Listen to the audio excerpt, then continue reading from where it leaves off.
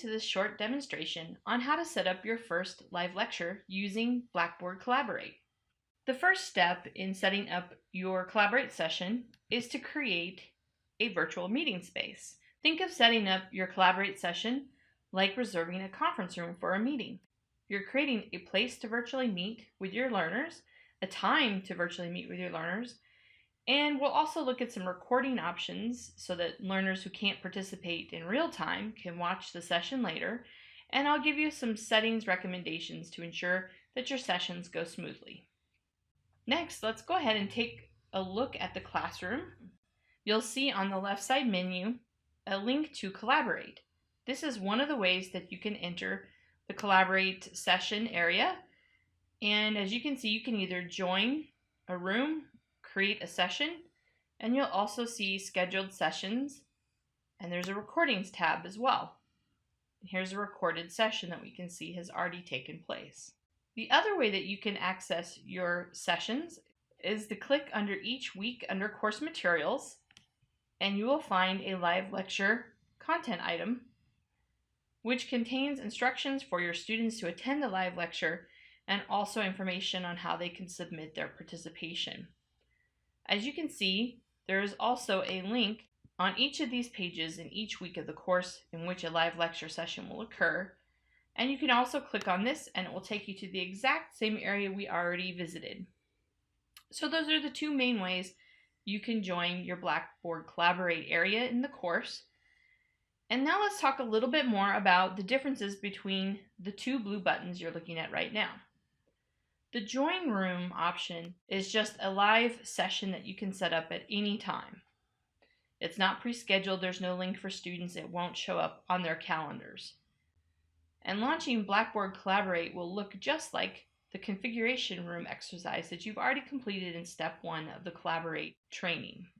If you don't already have the Collaborate launcher, you'll want to go ahead and download that to your computer, and you'll select whether or not you have a Windows or a Mac operating system, and then install the launcher. Once you already have the launcher set up, if you click on Join the Room, every time you enter a session, Blackboard Collaborate will ask you to save a meeting.collab file. The first time you'll need to save this into your computer, and it does save into your downloads folder. After that, it will save into your downloads folder and it will replace the meeting.collab file that you find on your computer. So in this instance, you can see that my meeting did not launch. And this green message right up here is telling me that if my Collaborate session does not launch automatically, I should open meeting.collab in my downloads folder to join the session. Once the session is opened up, it's going to show up on your system tray or your toolbar at the bottom of your computer or wherever that's located. It can take a little while to open up, sometimes as much as a couple of minutes. So just be patient and you'll see some prompts show up on your screen. All right, so we've now entered the Blackboard Collaborate session. Because we used the Join Room option, this session is not being recorded. So I'm going to go ahead and push the record button and you'll hear a short message play. Recording started. When you stop a recording, you'll also hear a short message. Recording stopped. One of the big differences between the Join Room option and the scheduled session, which I'm going to show you in just a minute, is that you can pre-configure whether or not the recording is automatically turned on. I highly recommend this as it is really easy to forget to push the record button. When you join your session, you will enter as a moderator, which means you can turn on or off all of these options for students, such as their audio, their webcam, their chat, whiteboard, application sharing, and web tour permissions. You can also use the talk for audio only, or the video button and the talk button for audio and video feeds that your students can hear. Once you've joined a session, if you want to load content, you can load anything that is a JPEG or a PowerPoint. Those are the only type of files you can load onto your whiteboard system.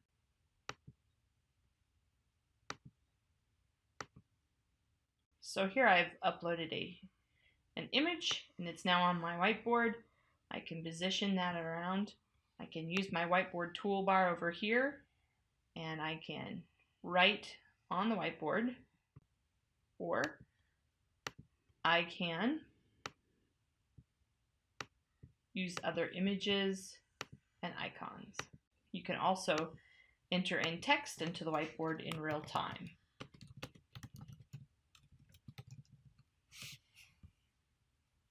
So that's just a very quick tour of the whiteboard and the Blackboard Collaborate window. All right, now that we've launched a session and reviewed some of the items that you already learned about in your Blackboard tutorial, let's go ahead and leave this session. Quit Blackboard Collaborate. And when you are recording a session and you have learners in the session, you should make sure that all other students have left the session before you exit. Okay, so the other way that you can start a Blackboard Collaborate session is to schedule it in advance. So we're going to take a quick peek at how to create a session that will be scheduled for the students in advance. I recommend giving your session a title such as Weekly Live Lectures.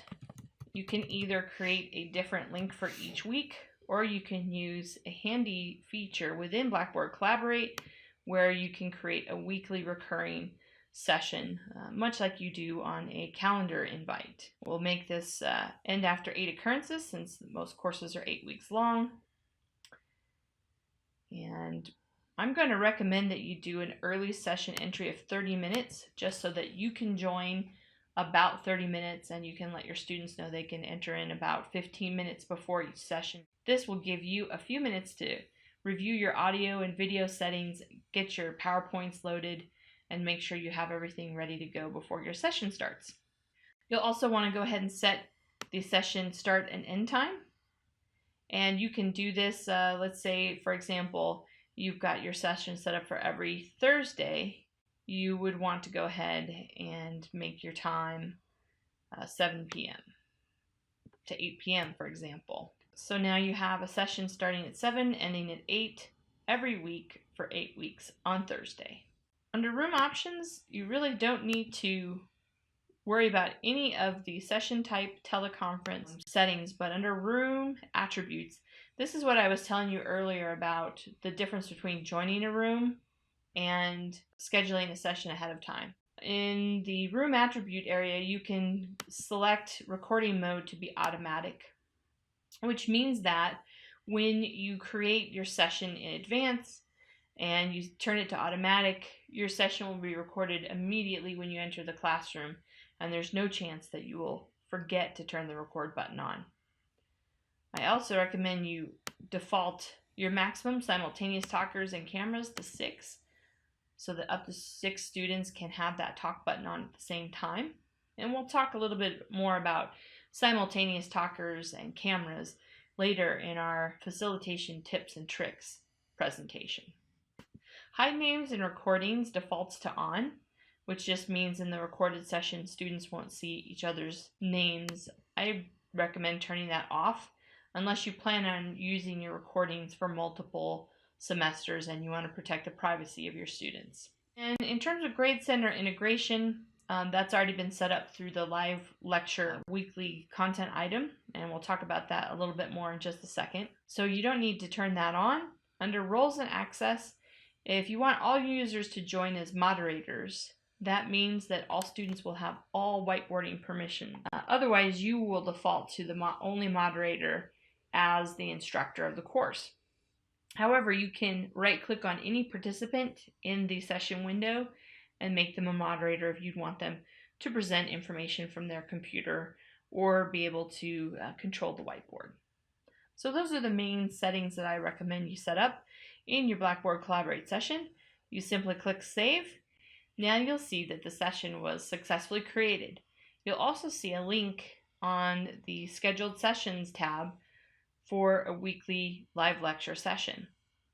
Even though there's only one link for this session, every time you start a session and end the session and end the recording, a new recording will show up in the Recordings tab. Click on the Recordings tab and you will see the different recordings from your class. Your students will also click on the Recordings tab and they'll click on these individual sessions to download and watch the recorded sessions. Note that after the end of a session, it may take 15 minutes up to an hour for longer sessions for the recording to show up in this area. To launch a recording, it's just like launching a session. You click on the link.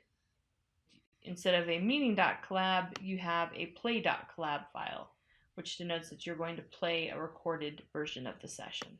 Okay, now that you know how to set up a Blackboard Collaborate session, let's take a look at how students will submit their participation in your class.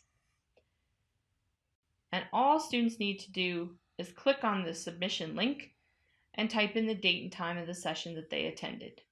If they were not able to attend in real time, because we know that some students have personal and life events that might conflict with the scheduled session, they can watch the recording at a later date, as long as they do so by the end of the week.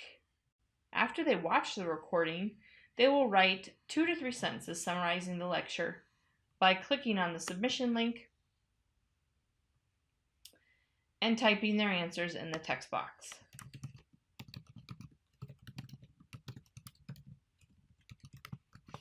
Either way, students will earn points possible for attending the live session or watching the recording of the live session.